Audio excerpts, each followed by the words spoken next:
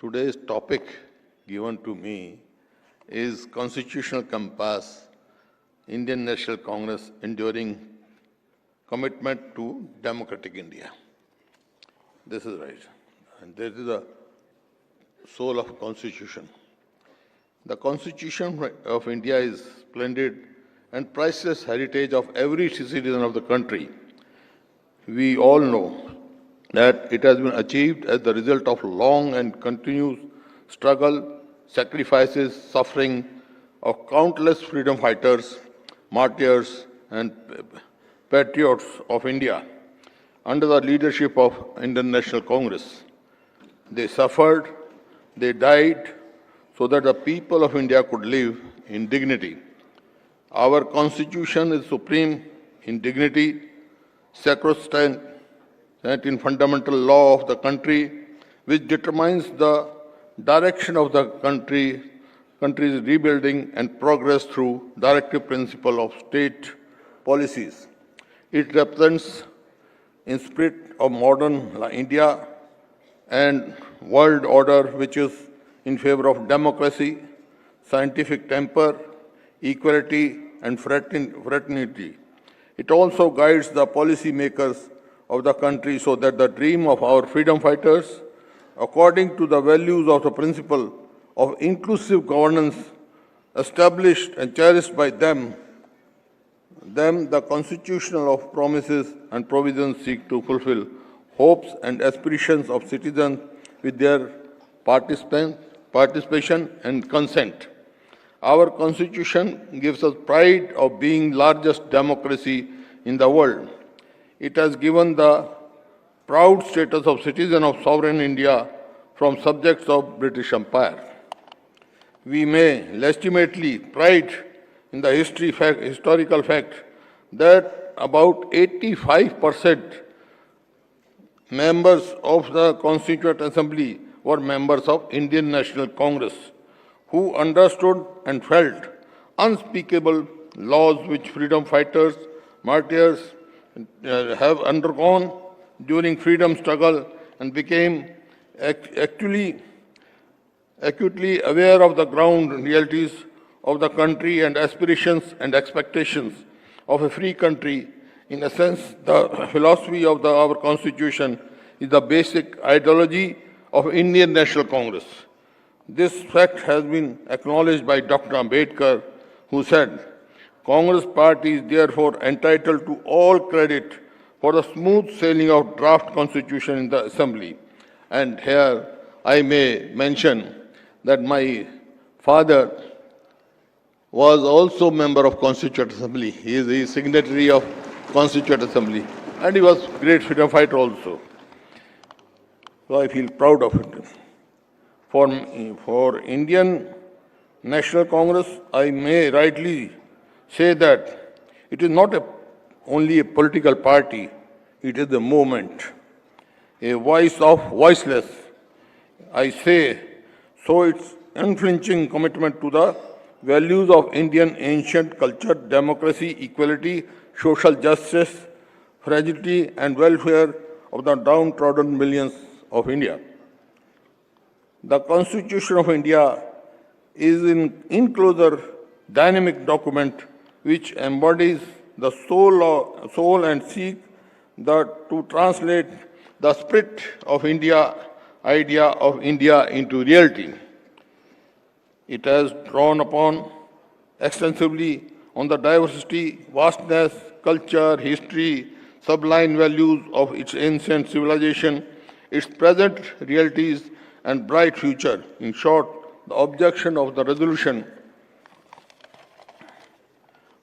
moved by Nehruji in the Constituent Assembly, I quote, the national consensus on Constitution, which has been summed up, is preamble. I need not to explain more.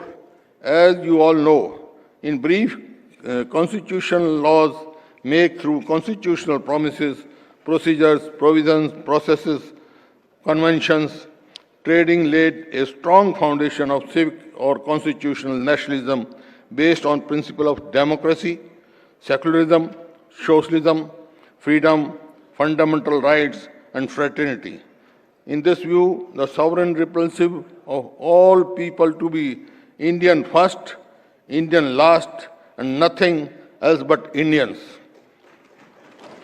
So, our constitution was praised by political constitutional experts, statesmen throughout the world. Many countries emulated as its ideal. However, Dr. Ambedkar warned us, the working of a constitution does nor depend wholly upon nature of constitution. The factor on which the working of the organs of the state depend on are the people and the political parties they will set up as their instrument to carry out their wishes and their politics. The word proved to be prophetic. Unfortunately, as we see, neo-patriotism has given rise to the new alternative nationalism based on religion, caste, language, region, and all three emulate issues and identities. As a result, all constitutional values, principles, history, institutions, concepts, presumptions have been undermined and changed. It has potential to change the geography of country. These days, political repression, persecution, economic exploitation, social and economic inequality and disparity, crony capitalism, and unemployment are on the increase. Fear, hatred, authoritarianism, absolution, and religion's infora is being fanned. Social harmony is divided atmosphere in the way. The economic development has retarded and nation is getting weak. Under the prevailing circumstances, being legislature of glorious inheritance, the owners of safeguard and sanctity of the Constitution and unity and integrity of the country falls upon us. And I am very happy and proud to say that Shri Rahul Gandhi ji has taken up this cause very bravely. We can proudly say that in Congress leadership has in past consistently endured to strengthen the safeguard and broaden the base of democracy in India.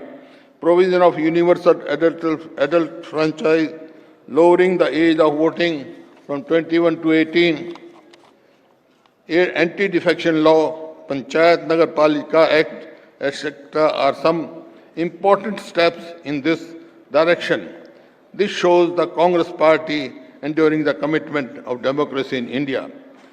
We all know democracy is an omnibus idea, rather utopia, and has been defined variously because it has many aspects. The core essence of the idea of India in its democracy and secularism. All other rights, goals, freedom, fraternity, equality, justice, etc. are contingent upon two pillars. We need to understand that Nehruji was the biggest and loudest exponent of these two core values, and that is why he is invariably under attack by the present ruling class. The democracy and secularism is the sole idea of India, which is immortal and indispensable. It must be realized that Nehru cannot die or be demolished in India by any amount of efforts. He will always be present through Indian National Congress to challenge any onslaught on India's democracy and its secular fabric. As this seminar is dedicated to theme of democratic India, I may suggest only two aspects on 2 points, keeping in view the practical reality at grassroots level. First is the integrity of voting. Voting, free and fair election are sovereign right of citizens of India. The foundational process is being vitiated and hijacked through voters' list, just like you must have seen in Bihar, counting of votes, misuse of technology, EVM, money, etc. The people mandate is being purchased or manipulated, and democracy is facing the politics of vote banks. It is time that the strength of Constitution lies entirely in determination of each citizen to defend it. And the other important aspect is promote scientific temper approach in their life. These were the these are served as antidote. This will serve as antidote to menace of communism, casteism, or any such emotive issues, and work against politics of vote bank. Such politics repress creative and regenerate forces, hampers the development of healthy democracy.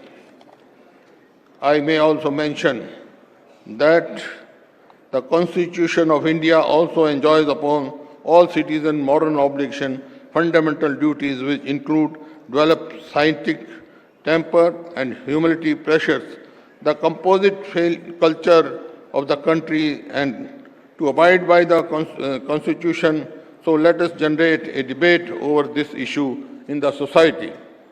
We may rededicate ourselves to safeguard our legacy of freedom movement and handing over to the coming generation. Indian National Congress is committed to welfare of those people who have not yet been able to get social, economic, cultural, and political rights. Thank you very much.